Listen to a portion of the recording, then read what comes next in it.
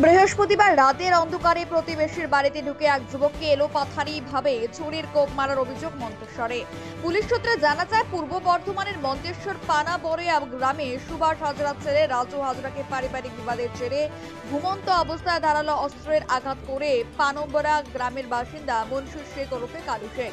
গুরুতর আহত রাজু হাজরাকে প্রথমে মন্তেশ্বর হাসপাতালে নিয়ে যাওয়া হয় পরিবারের লোকজন, এবং পরিস্থিতি আশঙ্কাজনক হওয়ায় তাকে বর্ধমান হাসপাতালে রেফার করা হয়। এখন চিকিৎসাধীন অবস্থায় বর্ধমান মেডিকেল কলেজ ও হাসপাতালে ভর্তি। মৃত ব্যক্তির নামে আজ মন্তেশ্বর থানায় অভিযোগ জানায় আহত ব্যক্তির বাবা সুভাষ হাজরা। মৃত মনসুর শেখ ওরফে কালু শেখকে শুক্রবার নির্দিষ্ট ধারায় মামলা রুজু করে কালনা আদালতে পাঠায় মন্তেশ্বর থানার পুলিশ। মন্তেশ্বর থেকে ফয়জুল শেখের রিপোর্ট, মেমারি আপডেট।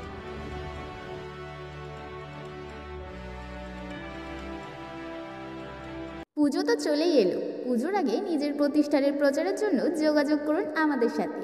আমাদের ফোন নম্বর 8167079993 এই নম্বরে।